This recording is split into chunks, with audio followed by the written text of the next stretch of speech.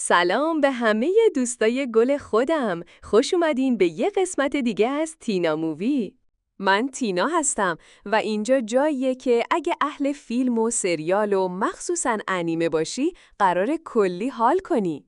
امروز اومدم با یه لیست خاص و حسابی باحال. تاپ 8 انیمه سریالی تاریخ. نه صرفاً از روی امتیاز، بلکه بر اساس داستان، تاثیرگذاری، شخصیت پردازی و اون چیزی که ته قلب آدم میمونه. اگه آماده این، بریم با هم یه سفر بزنیم به دنیای انیمه ها. شماره 8 مانستر. خب، اول با یه انیمه جدی و سنگین شروع کنیم. مانستر یه داستان جنایی روانشناختیه که اگه اهل سریال‌های رازآلود مثل مایند هانتر یا ترو دیتکتیو باشی، بدون شک عاشقش میشی. یه دکتر تصمیم میگیره جون یه پسر بچه رو نجات بده، ولی نمیدونه این پسر قراره یه قاتل خونسرد بشه. سریال کم کم وارد یه مسیر تاریک میشه که دیگه نمیتونی ولش کنی. این انیمه به شدت شخصیت محوره و برات سوالهای اخلاقی عمیقی ایجاد میکنه. فقط حوصله میخواد چون روندش نسبتاً کند پیش میره، اما اگه وقت بذاری یکی از بهترین تجربه های انیمه‌ای عمرت میشه. شماره 7 ناروتو شیپندن. اگه با انیمه بزرگ شدی، احتمال زیاد ناروتو جزو اولین هایی بوده که دیدی. داستان یه پسر تنها که همه ازش فرارین ولی اون میخواد خودش رو به همه ثابت کنه.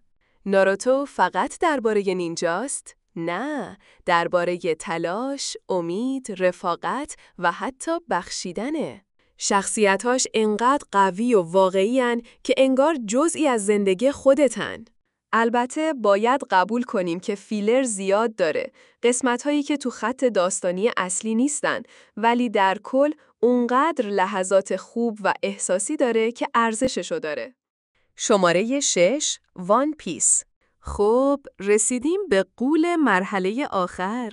وان پیس یه دنیای عظیمه که توش دزدان دریایی دنبال گنج معروف وان پیس میگردن، ولی اصل ماجرا چیز دیگه است. تو با این انیمه میخندی، گریه میکنی، عصبانی میشی، عاشق میشی، همه چی داره. هر شخصیت یه دنیاست، هر جزیره یه ماجراجویی جدیده و لوفی واقعاً یه قهرمان خاصه. تنها نکته اینه که خیلی طولانیه، ولی اگه شروع کنی کم کم عاشق این جهان میشی. این انیمه صبوری میخواد، ولی حسابی جبران میکنه. شماره 5 هانتر ایکس هانتر. هانتر ایکس هانتر شاید ظاهرش ساده باشه، ولی از اون انیمه هاییه که هی عمیق‌تر میره و تو رو غافلگیر میکنه. گن دنبال پدرشه و وارد دنیای شکارچی ها میشه، ولی هر آرک داستانی انقدر خاصه که انگار چند تا سریال مختلف داری میبینی. آرک مورچه های کیمرا شاهکاره. شخصیت کیلوا یکی از بهترین شخصیت پردازی های تاریخ انیمه. فقط حیف که هنوز داستان کامل تموم نشده، ولی بازم ارزش دیدن داره، مخصوصاً اگه دنبال یه انیمه متفاوت با محتوای قوی باشی. شماره 4 استانز گیت. اگه به داستان‌های سفر در زمان و جهان‌های موازی علاقه داری، استاینز گیت انتخاب ایدئالیه. شروعش ممکنه آروم و حتی کمی گیج کننده باشه، ولی صبر کنی یه دفعه میرسی به نقطه‌ای که دیگه نمیتونی جلوی خودتو بگیری. اوکابه شخصیت اصلی یه جورایی دیوونه است، ولی به طرز عجیبی دوست داشتنیه. رابطش با کریسو هم خیلی واقعی و زیباست. این انیمه ترکیب علمی، درام و احساسه. نه ساده است، نه کلیشه‌ای، خاصه. شماره 3 دسنات. دفترچه‌ای که اسم هر کسی رو توش بنویسی میمیره. حالا تصور کن این دفترچه بیفته دست یه دانش آموز نابغه که تصمیم میگیره باهاش دنیا رو تغییر بده.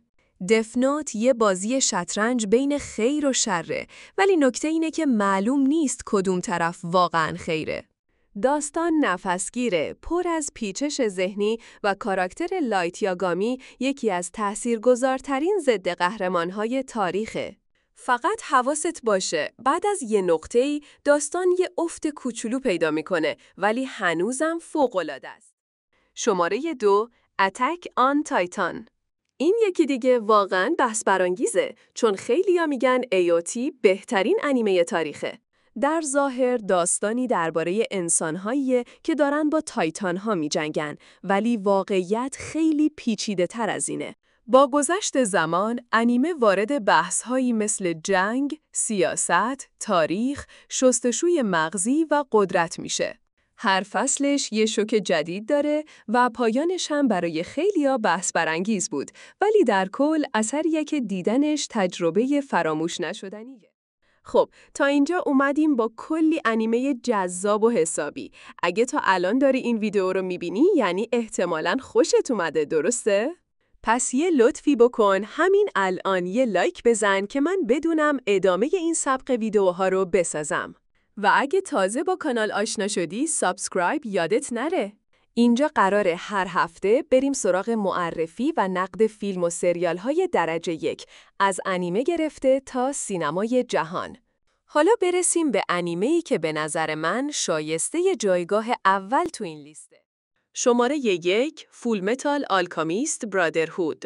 و اما برسیم به صدر جدول. به نظرم اگه بخوای فقط یک انیمه ببینی توی عمرت، این باید انتخابت باشه. داستان دو برادر که برای برگردوندن بدنشون وارد سفری پر از خطر و سوالات فلسفی میشن. این انیمه همه چی داره. اکشن، احساس، طنز، عشق، تراژدی، فلسفه، پایان‌بندی عالی و مهمتر از همه عمق. تقریباً هیچ چیز توش اضافه نیست.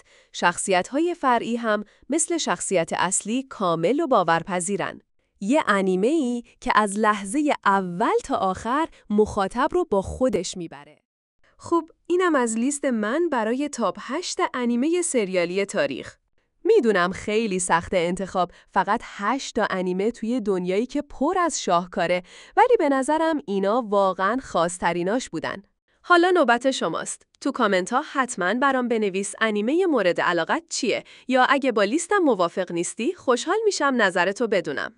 اگه از این سبک ویدیوها خوشت اومد، کانال رو سابسکرایب کن و یادت نره زنگوله رو بزنی تا ویدیوهای جدید رو از دست ندی. تا یه ویدیوی دیگه، خدا نگهدار.